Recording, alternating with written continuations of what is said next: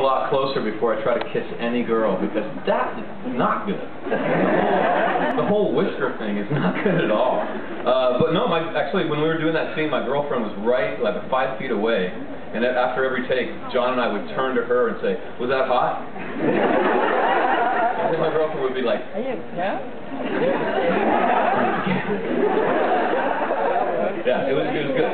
The thing about Hollywood kissing is that, you know, it is uncomfortable to kiss anybody in front of people. And plus, as a guy, I don't like to be ordered to kiss people. I like to decide to do that. So it is a little weird to say, you know, kiss her or kiss him now. But with John, he's a maniac, so he made it fun.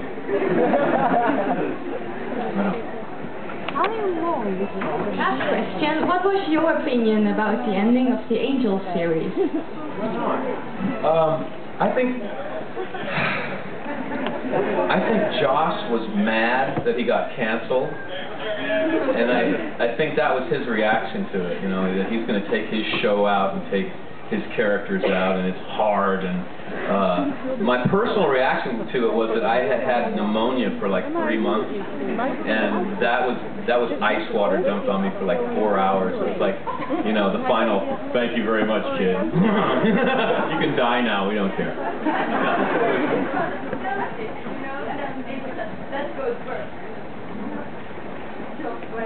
Yeah, I think Joss wanted everyone to feel like that, like, "Oh, it's gone?" He wanted everyone to call him and say, "We don't want you to be gone." Yeah. Oh, Joss was mad. He was very mad about that.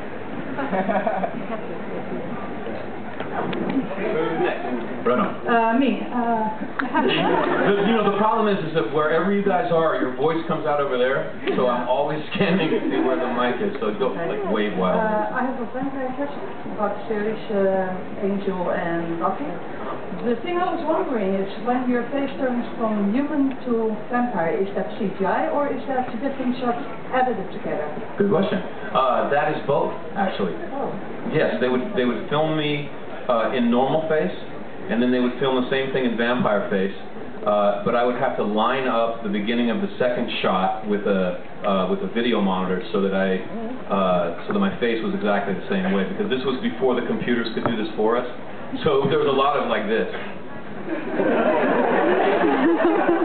And then they would crossfade those 2 pieces of film, which back in the 50s would have been all you got. Right? But then with computers they morph it and just kind of touch it up a little bit and make it look cool. Yeah. I was the king of that though, by the way. I did. I developed like the whole system of give me the monitor, because they used to like take your head, go this way and go that way, and by the time you got in the position, you didn't feel like you were in character anymore. So I just said, just show me the monitor and I'll get in myself. Yeah. Thank you. I was just wondering if you had any other project with Joss, or if you're going to work with him in the future. I would love to work with Joss again, but no, he hasn't called, man. It's so weird. Yeah. He had called me a few years ago wondering if I wanted to do a Spike project. And I said, heck yeah. What do you got? This is an old story if anyone's heard this yesterday. And he said he didn't have a story, but he had a line from a Lord of the Rings film. Which is the idea. And I was like, okay, cool, what's the line? And he says, it was Aragorn going off to battle saying, "I have no hope for myself." And I was like, well, that's very serious, you know. And I said, well, actually, I have an idea. And in my idea, I wanted Spike to win something for himself. I wanted him to decide that he wanted to achieve something, go out and work for it, and get it. But I knew that if it was too big of a triumph, it wouldn't seem right, because Spike's kind of an underdog. So I constructed a story where Spike meets a girl, falls in love, doesn't have the courage to tell her what he really is, which is a vampire, so he tries to cover it up, and it's very silly and funny.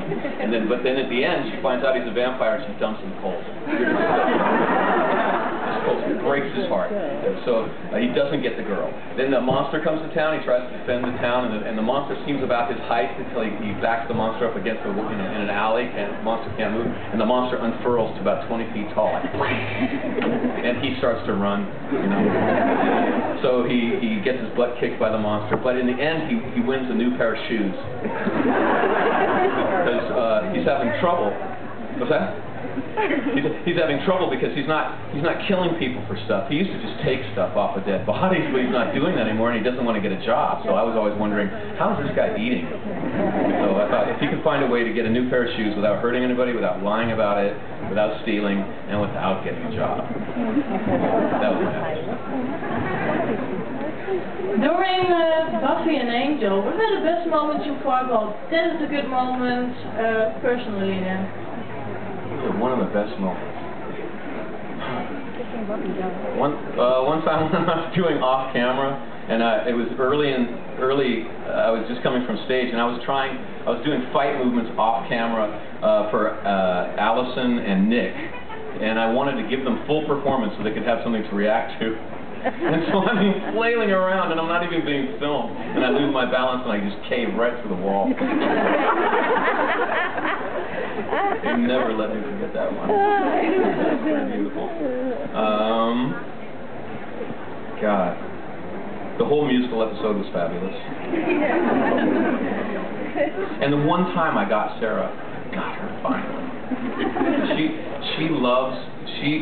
She's a producer. She loves to be in control. And I finally got her. I was up on a rig that was a circle, and I was strapped in horizontally, and everybody was really afraid that it would be painful for me, but it really wasn't. The stunt crew gave me a rig that was really safe, and it was no problem. It was a piece of cake, but I wasn't telling anybody it was a piece of cake because they were being so nice about it. So Sarah gets on the set, and she looks up at me, and she's a smart. Sorry, she's cheeky, and she looks up at me like this. She goes, "I think I have to go to the bathroom." And I'm strapped up there, and I go, "Oh, well, baby, it's your show. It's called The Buffy Show. You go to the bathroom. In fact, you know, if you want to, you got that fancy TiVo in your trailer. If you want to see some movie or something, you go do that, man. It's your thing." And she's like, "Oh no, I'm just kidding." I'm like, and I kept going. "No, you go. You're Buffy. And she finally got a little mad that I was taking it that far. She left. At which point all of her friends came and tried to talk me down. You know, "Sarah's gone, you can come down now." And I'm like, "No way." And then after 20 minutes she came back and she's like, "Well, I'm ready to film." Yeah. So that was doubly beautiful. Well, while we're on the subject of your pain and agony and having your butt kicked and everything like that, how was the feeling that you could actually, finally, after all those years, kick David Boreanaz's butt? Finally! So, in my personal opinion, I hoped you lost, but oh well. You know, when I first started Buffy, I had a girlfriend who had a crush on David Boreanaz, so like, I really was jealous of him. It wasn't just acting. And he was very patient about it. I think that probably happened to him a lot with guys. "Hi, my girlfriend loves you." But he was a really great guy. And frankly, in the episode on Angel where we were fighting in the theater, his knee, which is now fine because he got an operation, but at the time,